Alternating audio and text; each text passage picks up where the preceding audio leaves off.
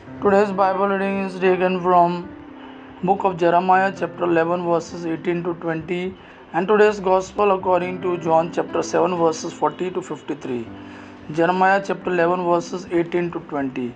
The Lord made it known to me and I knew. Then you showed me their deeds, but I was like a gentle lamb led to the slaughter.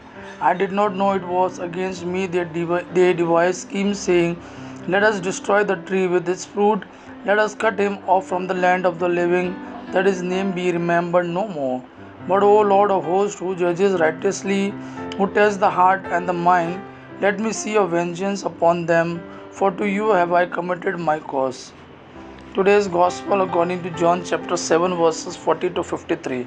At that time when they heard the words of Jesus, some of the people said, this really is the prophet. Others said, this is the Christ. But some said, is the Christ to come from Galilee? Has not the scripture said that the Christ comes from the offspring of David and comes from Bethlehem, the village where David was? So there was a division among the people over him.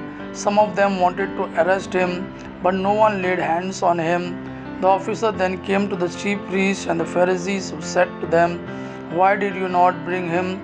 The officers answered, no one ever spoke like this man. The Pharisees answered them, have you also been deceived? Have any of the authorities of the Pharisees believed in him? But this crowd that does not know the law is accursed.